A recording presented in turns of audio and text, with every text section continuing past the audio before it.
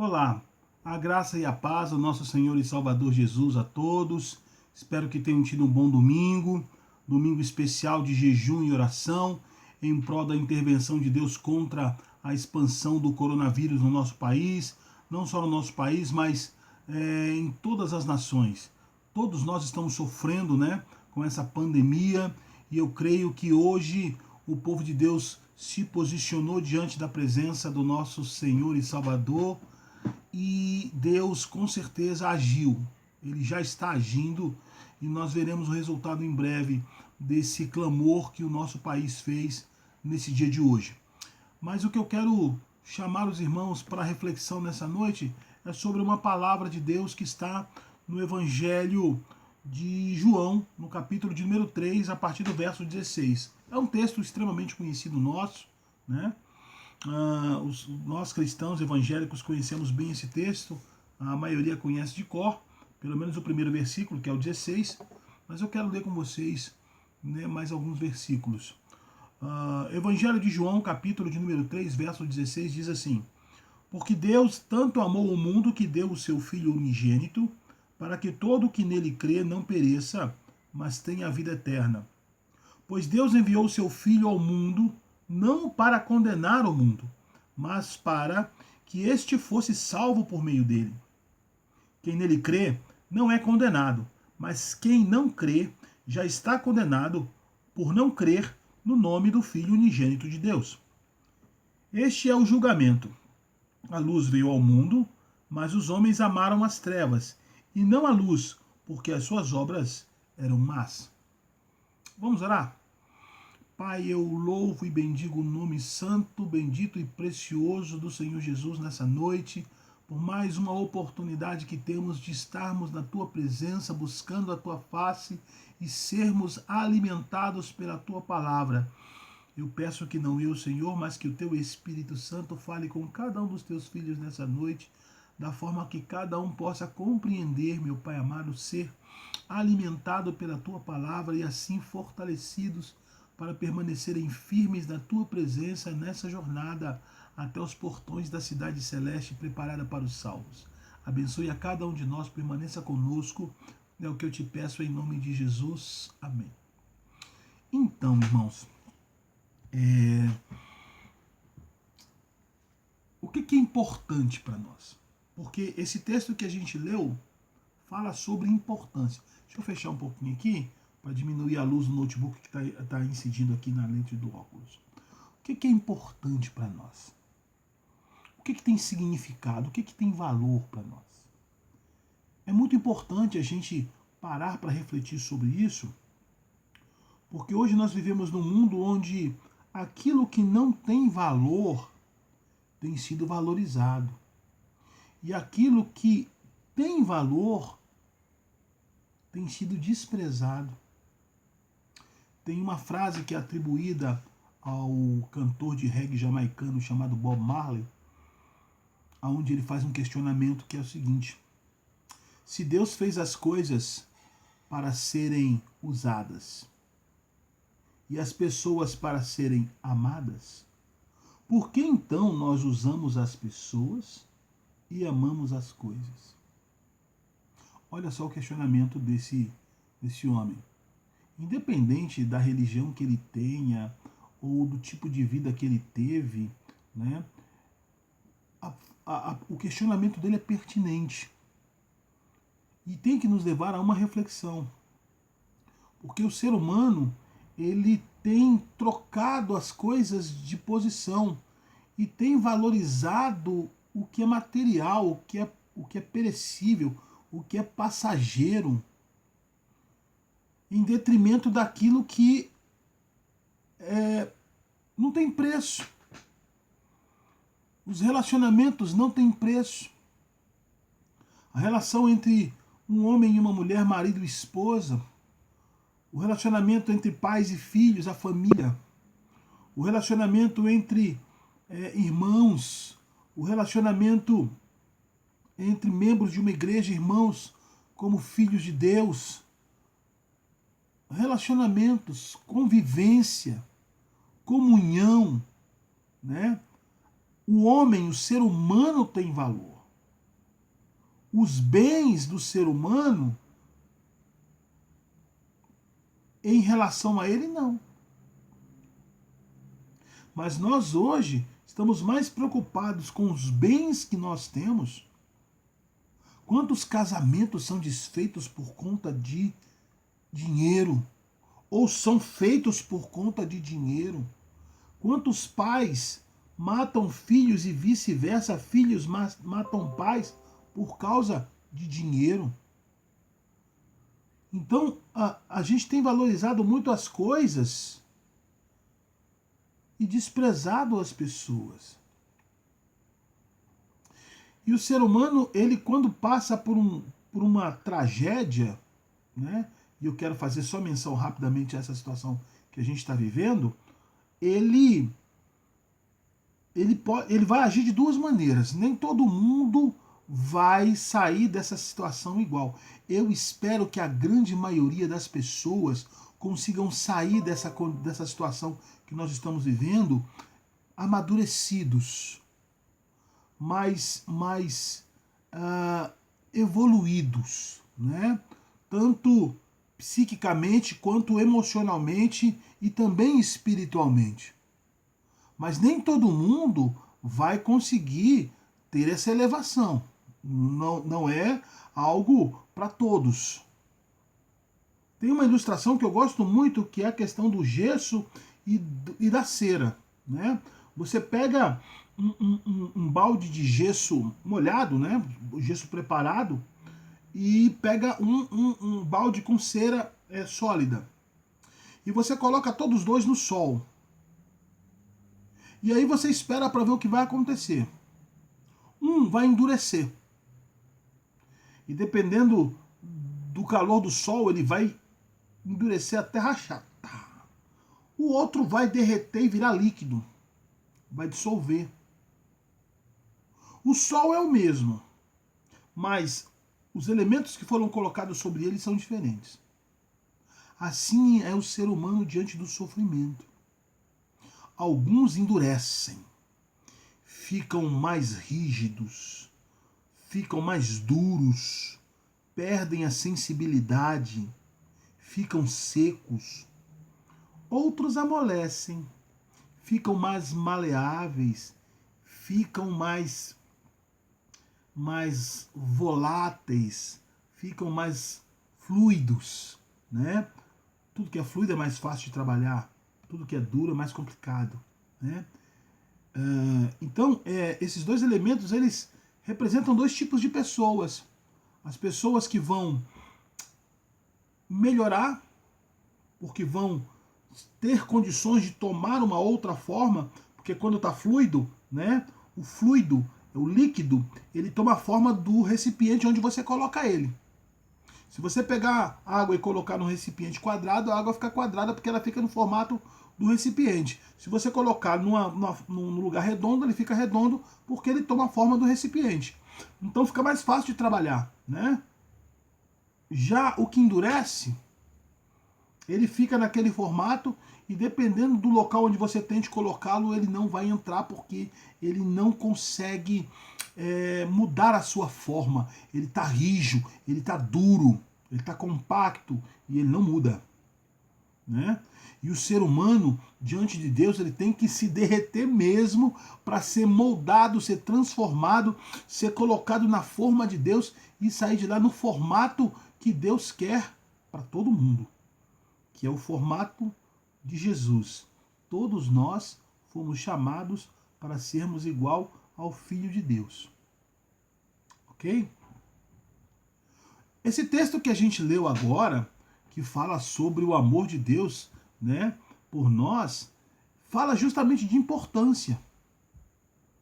Fala sobre o que é importante. Algo que para você e para mim tem valor, a gente está disposto a pagar uma quantia vultuosa ao dar o que a gente tem, né? Porque essa coisa é valiosa para a gente. A vida de um filho. Você está disposto a vender sua casa. Você está disposto a dar o que você tem para que o seu filho viva.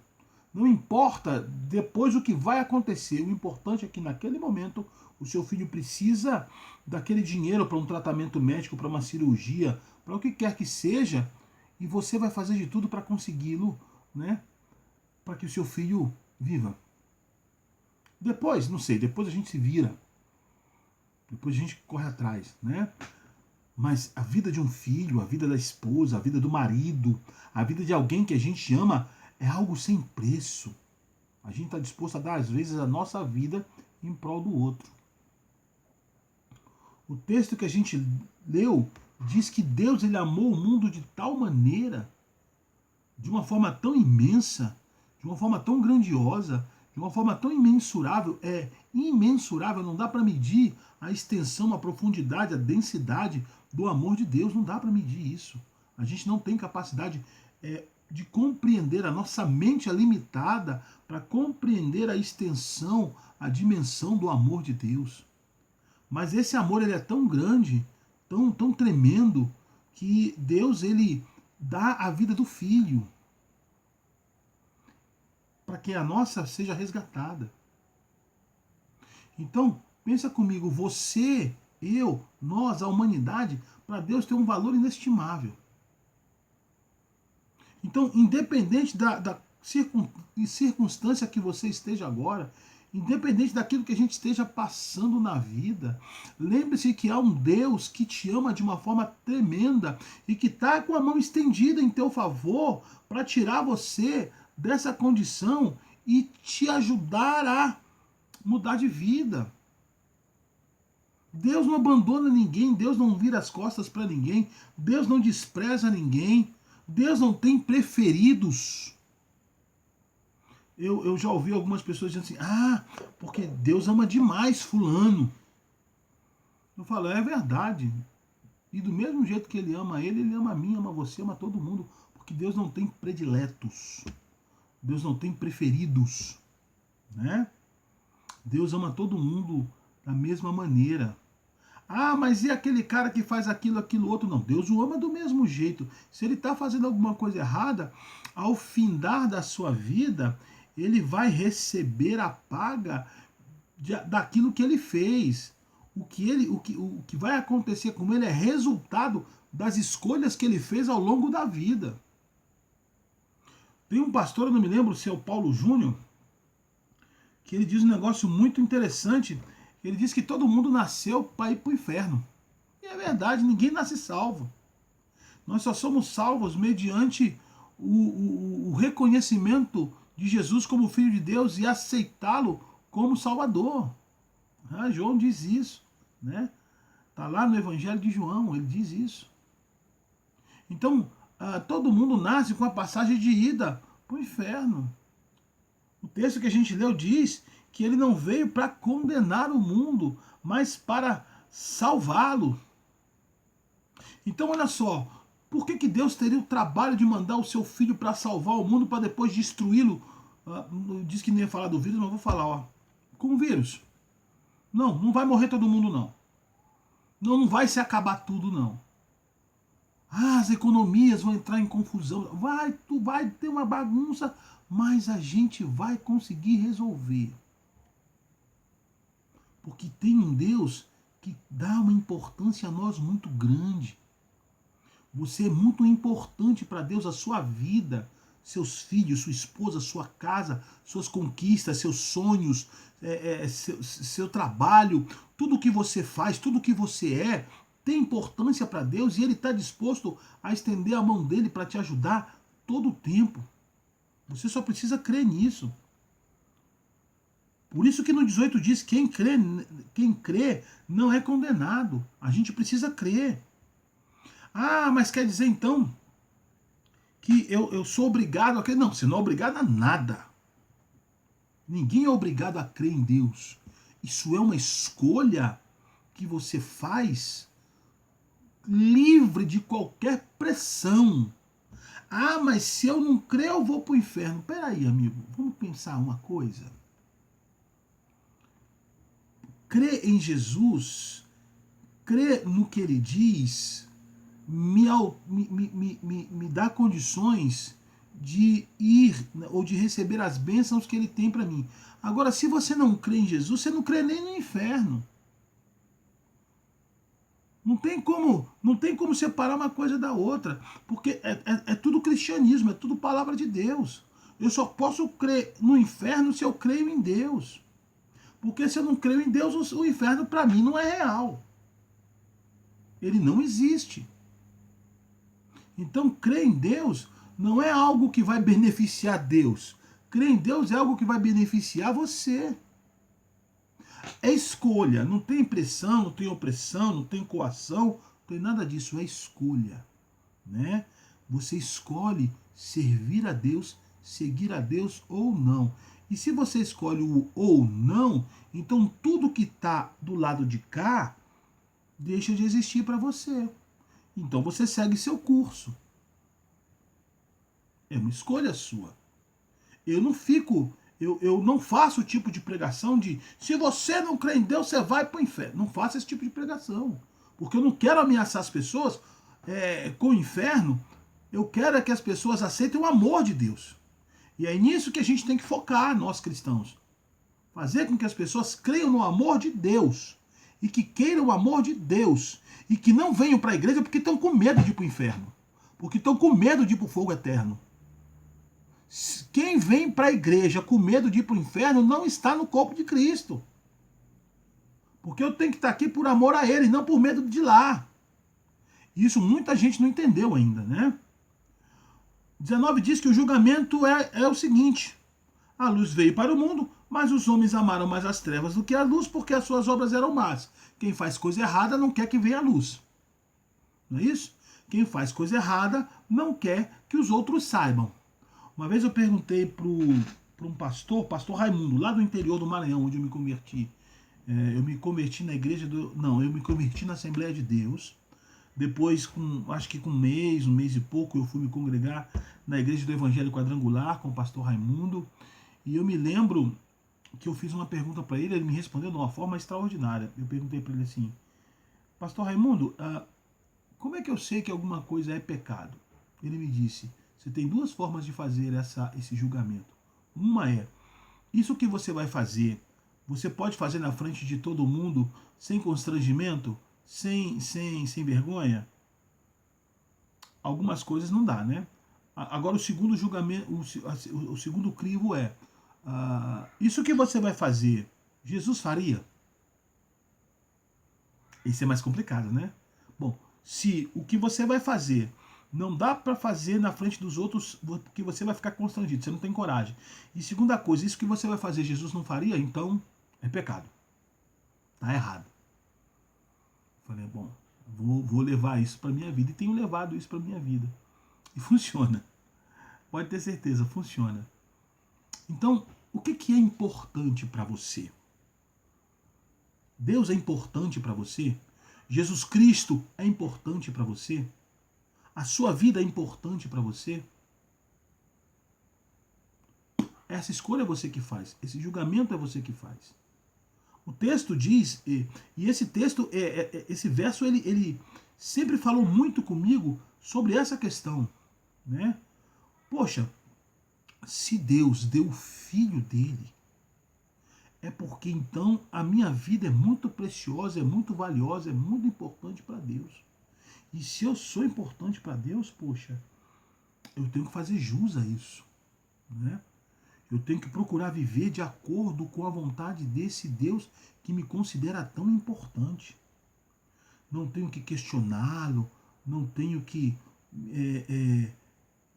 ponderar o que ele diz, eu tenho que tomar aquilo como verdade para a minha vida e viver. E todo o ensinamento, pega a Bíblia, leia a Bíblia, todos os ensinamentos que estão contidos na palavra de Deus, eles servem para uma coisa só, para o seu bem, para o meu bem, para o nosso bem. Você entende isso?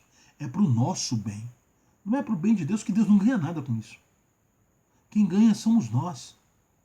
Então, viver de acordo com a vontade de Deus e entender o amor de Deus em relação a nós, entender o sacrifício de Jesus feito para nosso resgate, para nossa redenção, só traz bem para nós. É para o nosso bem. Então, que você possa, nesse momento, refletir sobre isso. Tomar essa palavra para você e refletir sobre isso. Deixa o Espírito Santo de Deus falar com você. Deixa o Espírito Santo de Deus revelar a você o amor de Deus. Para que você entenda a importância que você tem para Deus. E não só você, mas tudo que é seu para Deus é importante. Amém? Que Deus abençoe você nesse final de domingo, né? Já está de noite, eu não sei que horas são. Já são 8h27. Que Deus abençoe você nesse final de domingo, que te dê uma semana cheia de paz, de alegria. Eu não sei como é que estão as coisas aí para a semana que vem, se o comércio vai abrir. Confesso a você que eu não acompanhei muito bem isso, eu vou ver agora, talvez no Fantástico, eu não sei. Mas eu espero que você tenha uma semana abençoada. Você que vai ficar em casa, que vai poder ficar em casa, eu acho que essa quarentena vai se estender por mais uma semana, né? De acordo com o que eu vi o ministro da Saúde falando, a coisa ainda vai prosseguir.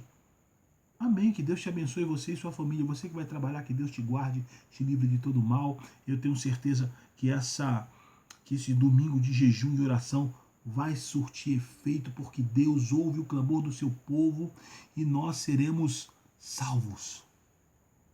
Nós seremos salvos. Amém? Que Deus te abençoe. Feliz e abençoado final de domingo e semana de bênção para todos vocês em nome de Jesus.